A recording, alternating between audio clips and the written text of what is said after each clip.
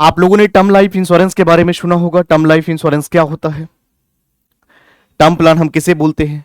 तो आइए हम लोग आज इसके बारे में समझने वाले हैं। और जो आज मैं आपको बताने वाला हूं related to term life insurance या टर्म प्लान, वो आज तक आपने कभी सुना नहीं होगा। और टर्म लाइफ इंश्योरेंस हमारे लिए क्यों इंपॉर्टेंट है, किन व्यक्ति को परचेज करना चाहिए, परचेज करने का क्या कंडीशन होता है, उन सभी के बारे में एक एक चीज, जो सवाल आपके मन में विचार आ रहे हैं उन सभी पर मैं चर्चा करूंगा। आइए एक एक करके मैं इन चीजों पर डिस्कस करता हूं। तो आइए सबसे पहले हम लोग बात करेंगे टर्म लाइफ इंश्योरेंस क्या होता है।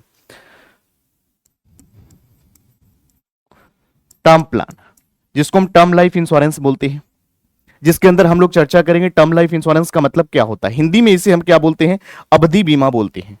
हम इसे क्या बोलते हैं, अवधि बीमा। अवधि बीमा आप लोगों को पता होना चाहिए, एक होता लाइफ इंश्योरेंस, एक होता हेल्थ इंश्योरेंस और एक होता टर्म प्लान। इन तीनों के बीच में क्या डिफरेंस है। तो लाइफ इंश्योरेंस के अंदर क्या होता है, पर्सन की लाइफ कवर होती है। हेल्थ इंश्योरेंस में क्या होता है कि जब आप हेल्थ इंश्योरेंस कराते हैं तो क्या आपको वहां पर पैसे मिलती है, नहीं, सारे फैसिलिटी कैशलेस होते हैं। जब आप हॉस्पिटल में ट्रीटमेंट लेने जाते हैं तो वहां पर सारे बिल जो है आपके कैशलेस फैसिलिटी में ऐड हो जाते हैं, वो पैसा आपको क्या होता है, मिल जाते हैं। तो यानी आपको पैसा नहीं मिलता है, वहां पर ट्रीटमेंट आपको मिलता है, फैसिलिटी कैशलेस होती है। बट अगर हम जब भी लाइफ इंश्योरेंस की बात करते हैं तो लाइफ कवर होता है।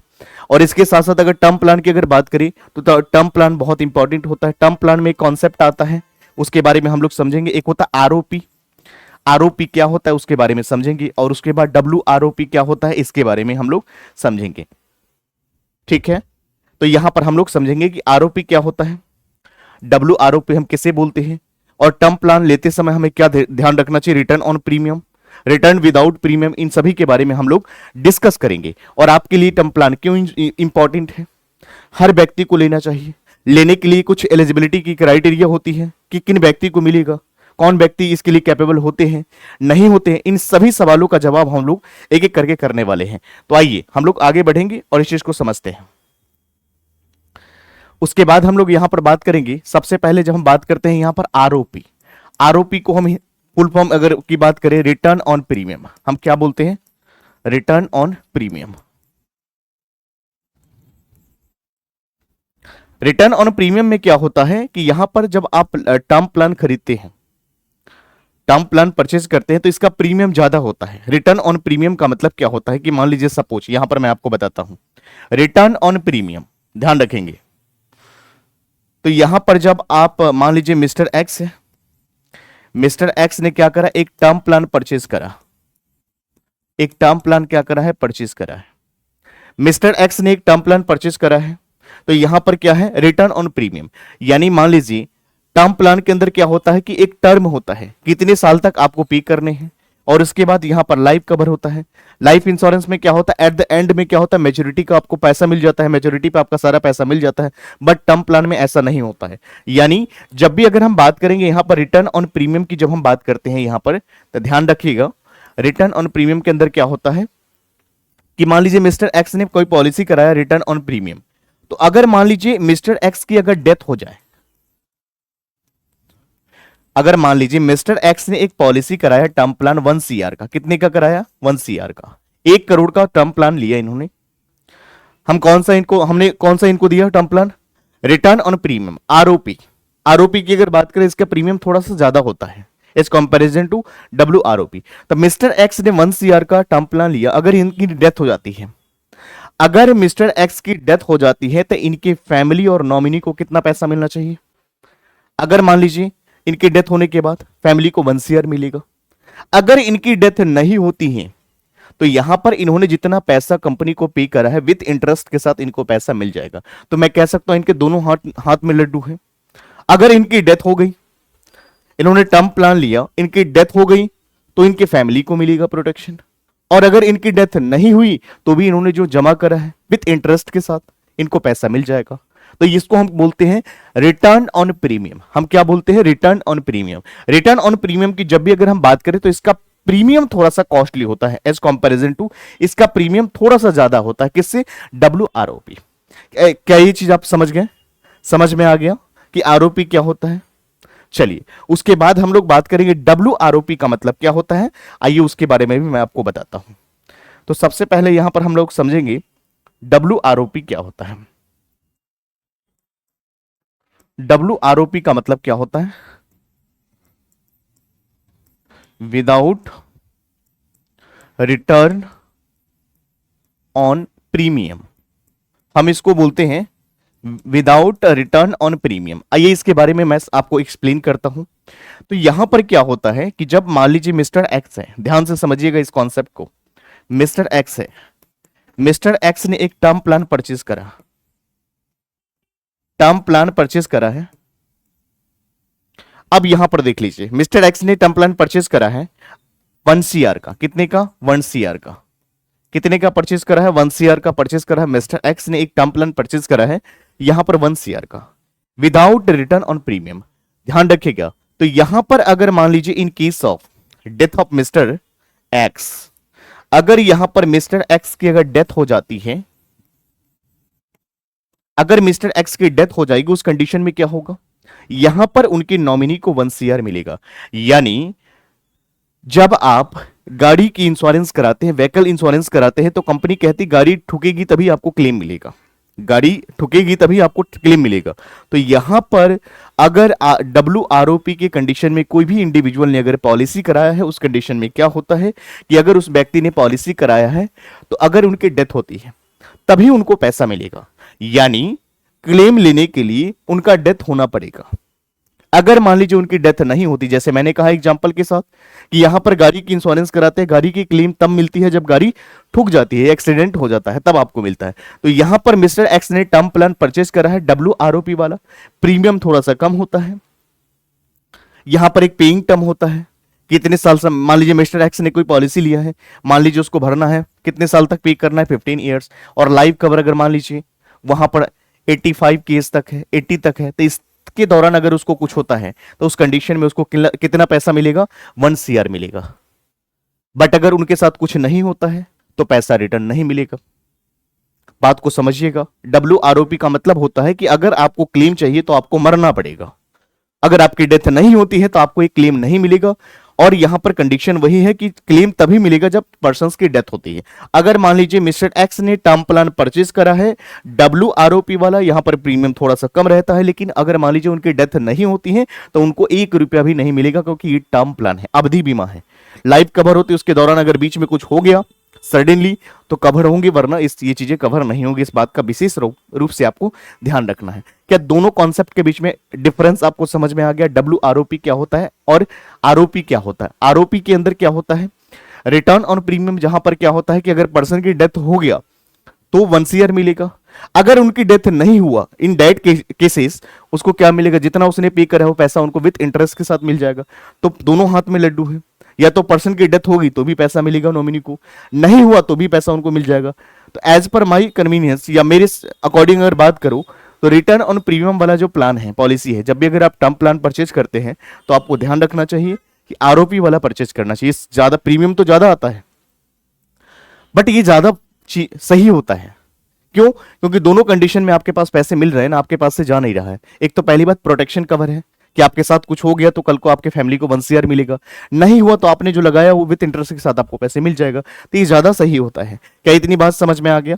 और यहां पर मान लीजिए किसी पेइंग टर्म 15 साल का है तो 15 साल तक आपको पे करना पड़ेगा, और उसके बाद जितने साल का लाइफ कवर है उसके बीच में अगर इससे पहले अगर कुछ भी होता है तो वहां पर आपको कंपनी क्या करेगी? Company will pay 1 CR। समझ में आ गया? कॉन्सेप्ट क्लियर है? चलिए आइए मैं अगला कॉन्सेप्ट आपको समझाने जा रहा हूं, उसका नाम है, यहां पर सबसे पहले हमें यह समझना है कि टर्म प्लान हर व्यक्ति को मिल सकता है। क्या रोड पे चलने वाले रेडी पटरी जो लगा करके बैठे, क्या उनको भी टर्म प्लान मिलेगा? नहीं। टर्म प्लान के लिए कुछ कंडीशन होता है, उसे फुलफिल करना होता है। आइए टर्म प्लान के लिए क्या कंडीशन है उसके बारे में मैं आपको एक्सप्लेन करता हूं। आइए सबसे पहले अगर हम बात करें कभी भी टर्म प्लान परचेस करने के लिए, टर्म प्लान की अगर हम बात करते हैं टर्म प्लान की, तो यहां पर कंडीशन क्या है? 2 कंडीशन है। सबसे पहले तो या तो सैलरीड पर्सन होना चाहिए, सैलरीड पर्सन यानी जो जॉब कर रहे हैं, ठीक है, और जिनका अदर देन सैलरीड पर्सन की बात करें, जिनका खुद का बिजनेस है या सेल्फ एम्प्लॉयड है। क्या है? Self employed.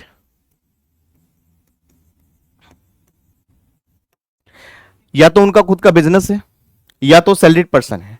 तो यहां पर ध्यान रखेंगे कभी भी अगर जो है ये सैलरीड पर्सन को ही मिलेगा, क्योंकि यहां पर क्या देना होता है, हमें सैलरी स्लिप दिखाना पड़ता है, क्योंकि टर्म प्लान वही ले सकते हैं जो अर्निंग कर रहे हैं, अर्निंग ऑफ द मेंबर, यानी कमाएंगे नहीं। यहां पर जब आपके पास पैसा ही नहीं होगा तब भरेंगे कैसे, तो यहां पर सैलरी पर्सन को मिलता है। और यहां पर अगर बिजनेस वाले अगर पर्सन है तो उनको आईटीआर दिखाना पड़ता है कि आईटीआर क्या है, साल का इनकम क्या है, उसके अकॉर्डिंग आपको टर्म प्लान दिया जाता है।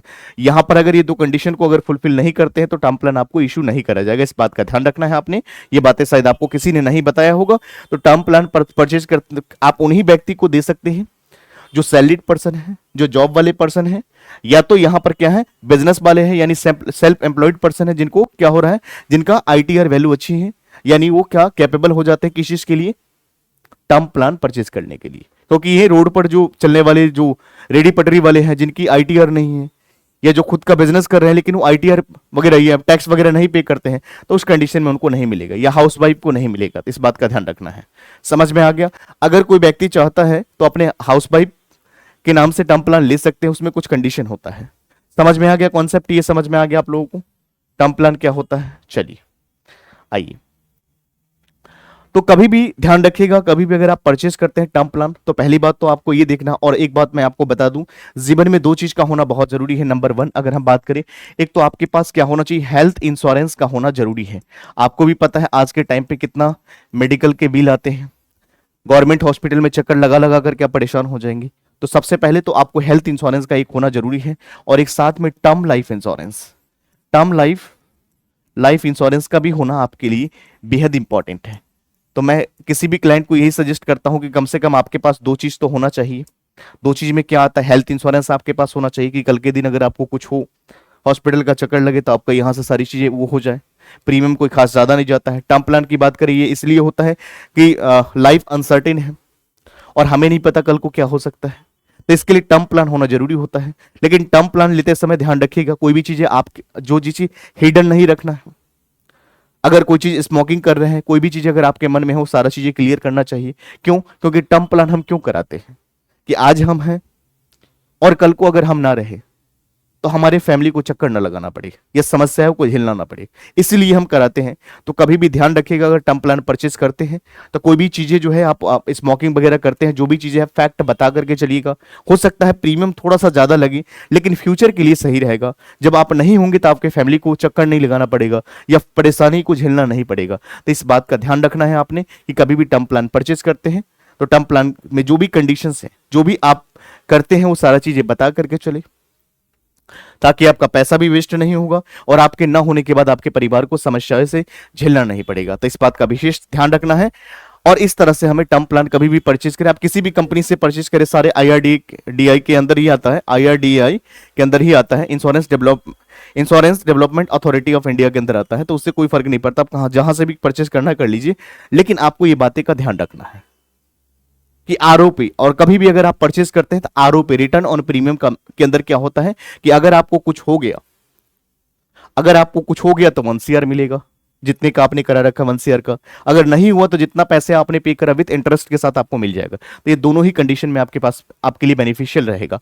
तो ये ज्यादा बेटर होगा मेरे हिसाब से कि आपको आरओपी वाला ही खरीदना चाहिए, क्योंकि प्रीमियम तो ज्यादा जाता है लेकिन चीजें सही रहता है। क्योंकि अगर हो गया कुछ अगर तो ठीक है, तो भी मिल जाएगा, नहीं हुआ तो जो पैसा दिया हमें मिल तो जाएगा ना वापस में। तो ये चीज होता है। और एक बात का और विशेष ध्यान रखना है, कभी भी टर्म प्लान जो है, जितना कम एज में आप परचेज करेंगे उतना ही कम प्रीमियम आएगा। इस बात का विशेष ध्यान रखना है। कभी भी आप लाइफ इंश्योरेंस, चाहे अगर हम बात करें टर्म प्लान की बात करें, चाहे हेल्थ इंश्योरेंस की बात करें, जितना कम एज में, अर्ली एज में आप परचेज करते हैं उतना ही ज्यादा आपको बेनिफिट्स मिलती है और उतना ही ज्यादा कम प्रीमियम के साथ आप करते हैं। और जितना कम एज होगा उतना ही ज्यादा आप स्वस्थ होंगे, और स्वस्थ होंगे तो आपको क्या होगा, प्रीमियम भी कम होगा, प्रीमियम कम होगा तो क्या होगा, आपको वहां पर चीजें सही रहेगा और लाइफ भी अच्छे कवर होगा। क्योंकि अगर मान लीजिए बीच में अगर कुछ हो भी गया तो आपकी चीजें क्या होगा, क्योंकि सोचने से बेहतर है कि आपके करा लेने से फायदा है, क्योंकि कराएंगे तो उसमें क्या होगा, लाइफ कवर होगा। और धीरे धीरे समय तो निकल ही जाता है, आप भी जानते हैं, तो कराना ज्यादा इंपॉर्टेंट होता है।